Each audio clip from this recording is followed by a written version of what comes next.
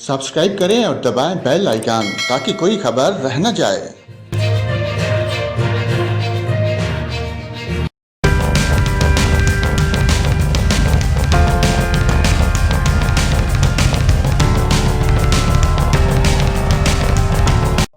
नाज़रीन, यहाँ पर आपको अहम अपडेट से आगाह करें। बलूचिस्तान के जिला मूसाखेल के इलाके मोहसनाबाद में 2 बच्चियां नदी में डूबकर जान बाग हो गईं।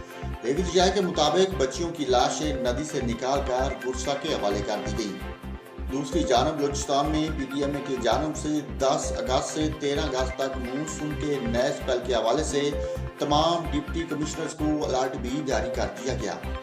जारी किए गए अलर्ट के मुताबिक 10 अगस्त से शुरू होने वाले बारिशों के नए स्पेल के दौरान दोबारा सैलाबी सूरत हाल पैदा हो सकती है।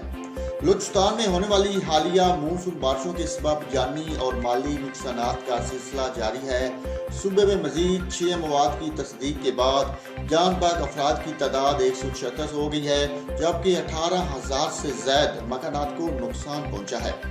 पीडीएमए बलूचिस्तान की जारी करता रिपोर्ट के मुताबिक जान बाग होने वालों में 77 मर्द और 44 खवातीन और 55 बच्चे शामिल हैं।